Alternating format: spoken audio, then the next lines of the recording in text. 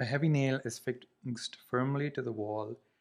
It is pulled by a string at 40 degrees to the vertical, and the nail does not move. The three forces acting on the nail are its weight, the tension, and the reaction force exerted by the wall on the nail, right? So which diagram shows the drawn to scale represents the three forces. Now if it's an equilibrium, what's going to happen is that head to tail rule applies, where all the vectors once joined head to tail, they'll all follow the same direction, right? So it's clockwise or counterclockwise. That only happens in A. I think for some reason people found this more confusing than it was, and the answer is pretty straightforward. Now you don't know what the length of the, like how the magnitude of the force is. If the weight is larger, it says heavy nail, but is it larger than the tension? Like what's larger? So it could be A, it could be C, but looking at C, look at the direction. That's all messed up. It's like the reaction force should fight the weight as well, right? But over here, look at that. It's just a weird diagram. So anyway, you had to find out that they're all connected together. That would imply that the system is in equilibrium and there is no resultant force. Over here, it kind of implies, you can kind of even see that if you add all of these up, it's going to move more down than up, right? There is an astronaut on a planet which has a gravitational field strength 1/5 of the value of that is on Earth. So on Earth, the value is 10. On Earth, G is equal to 10. And on this alien planet, Pluto, fine, let's go with that. It's going to be 2. That's 1/5. That is 1/5, right? And he has a sample of rocks from a spring balance designed to use that on Earth. Each sample has a mass, so he's, yeah, okay. The spring balance reads 1 kilogram. A spring balance, I'll just make this one. I know they're talking about a different one. If this reads 1 kilogram on Earth,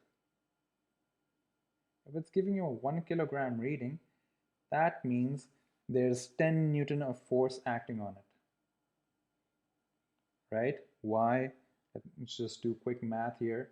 So weight of anything on Earth is mass times G, which is, if you put 1 kilogram on it times 10, that's 10 newtons, right?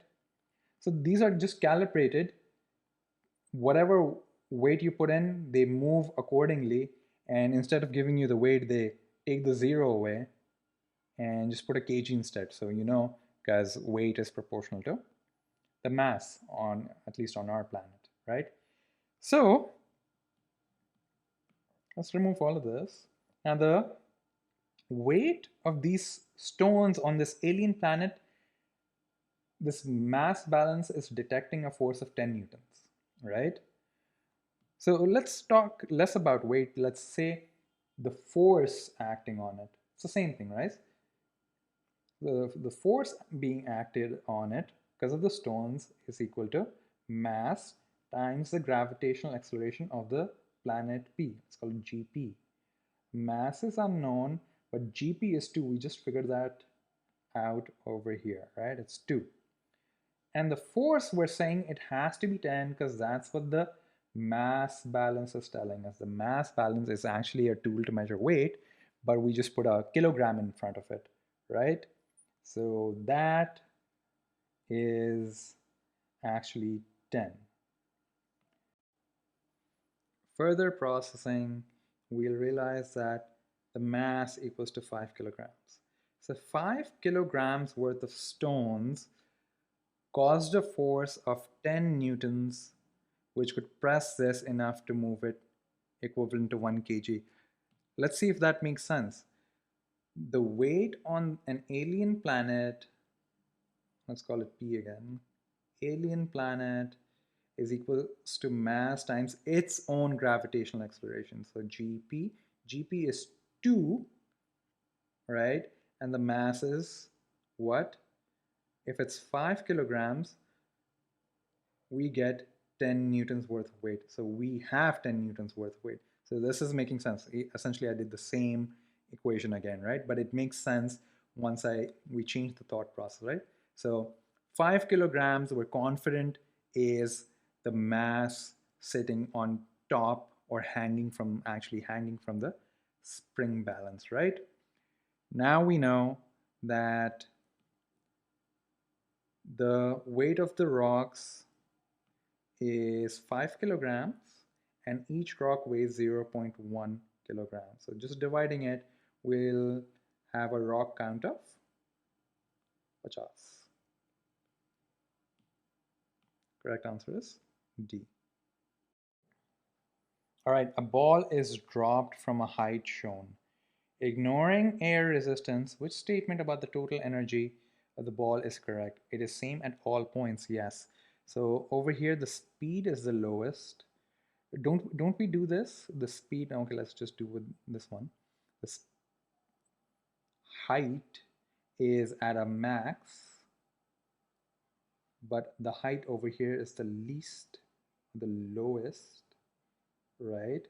Whereas the velocity is at the lowest, it's 0, and it's at a max over here right before it impacts. So this increases as this will decrease. This is gonna increase as this decreases, right? Also, we use this formula to figure out velocity at any point. We can actually do that. So the potential energy at any point,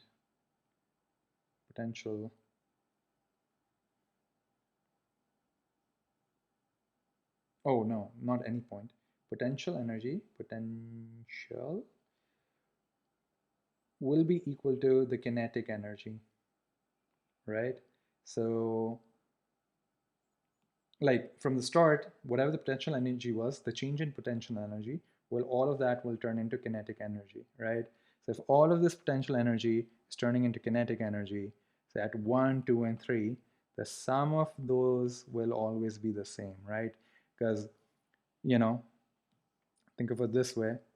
Here's a brother and a sister, and he keeps giving the sister, you know, some money, right? His allowance or whatever. Keeps giving it to her. Technically, he's getting poorer and she's getting richer, but what's happening to the family? Is the family getting richer or poorer?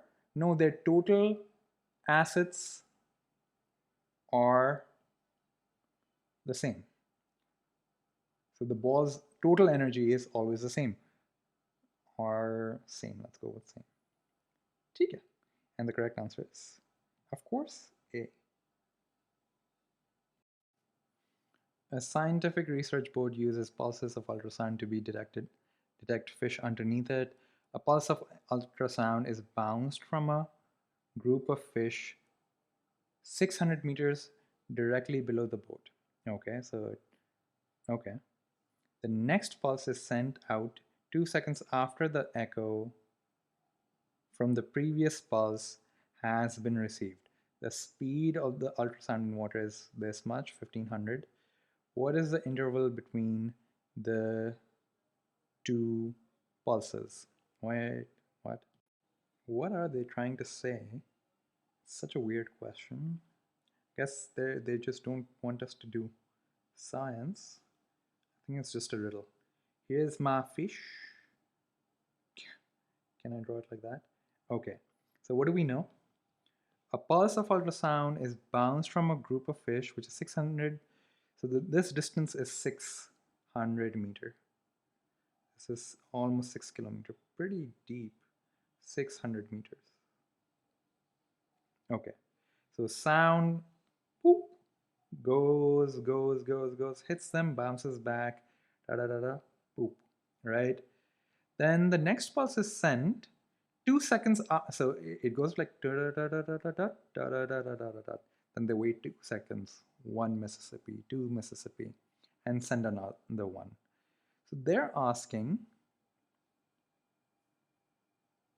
the speed of, okay, what is the interval between? So they send a pulse, it travels 600, oh my god, it travels 600 meters, goes back, then they wait 2 seconds. So, and they send the second pulse after they hear the echo from the first one. So how long did it take for the echo, for the pulse to be sent, the sound to be sent and come back? How long did it take? Well, velocity of the sound is given by the distance it travels as s, right? The distance it travels, the distance it travels over the time it takes for it to travel, the sound, right? Now, how much did it travel? It went to the fish, it went all the way to the fish and came back. So it's a back and forth. 6,000 times 2. So it traveled back and forth, right? This is just one way. It traveled twice the amount of 6,000. So that's 12,000 divided by the time, which is unknown, but the velocity is 1,500. Making t the subject, we can figure out the time it took for the entire pulse to happen. The time it took was 1,500 divided by 12. I mean to say 12,000 divided by 1,500. It takes it 8 seconds. 8 seconds. Whoa, 8 seconds, right? Now they wait 2 seconds and send the second pulse. They waited 2 seconds and send the second pulse. So what's 2 seconds after 8 seconds? Why did they wait? 10 seconds. So the difference between the two pulses, well, I don't think this was a difficult question at all. Just too much literature to read. Okay. A car battery delivers 15 kilocoulombs. Coulombs is actually, so you know how, think of this as velocity is distance traveled over time, right? So velocity is the rate of change of distance. Ampere is actually the rate of coulomb or charge, which is depicted by Q, divided by the time. So this is coulomb by, so, amount of charge that flows per time. That's what an ampere is, an ampere. Very French. Okay. It says that's the capacity, that's the total charge in the battery, and 2 headlamps connected in parallel to the battery are switched on. There is a current of 4 ampere in each lamp. So each lamp has 4 ampere and they're in parallel. So let's try drawing that circuit out. This is my source of the, I'll just draw an incomplete circuit, or why not? Let's draw a complete one. Wow. Okay. So in each lamp, they're in parallel. The current traveling is 4 ampere. 4 A's, 4 amps, 4 amps. What is the current over here? Well, that's just the sum of the 2 amps. So the battery is supplying actually 8 amps, and the battery is over here. Forgot to draw it, right? Okay. So it's a velocity question, right? If you have to cover, 150,000 distance and your rate of travel is 8, how much time would it take for you to cover that distance?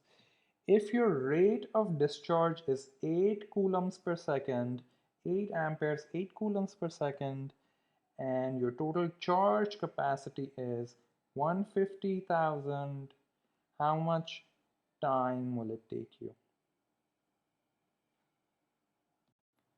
The time it takes you would be 18,720 seconds, if I recall what I saw in my calculator correctly, but the time is in hours, so in hours I'll have to divide this by 3,600 and I'll get 5.2 hours. Easy question.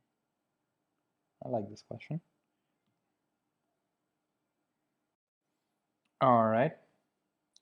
A potential divider uses a power supply of voltage 12. The resistors X and Y initially have equal resistance. Okay, they're all equal. The resistance of X is halved.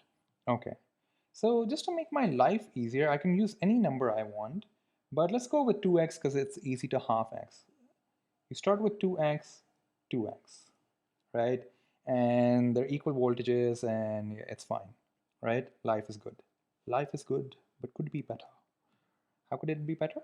When you half the resistance of X, right? What is the change in the output voltage? What is the voltage across this resistor essentially? So isn't just that, divide this by 3, this total resistance, and multiply it by 2. Easy, right? But yeah, okay, let's find out the current in terms of X. The total current traveling in the circuit is actually V equals to I R, and V is 12, and I is I or unknown, and our resistance is actually 3x. Because 2 plus x, right? And I equals to 4 bata x, 4 over x. Okay. Now let's figure out the voltage across this resistance, this resistor over here, where the voltage of the resistor is V equals to, the voltage of the resistor is actually, it's actually Y, it's called Y, right? Why did I write R? The two R's. So we're talking about Y. The voltage across Y is actually the current going through the resistor multiplied by the resistance of that resistor.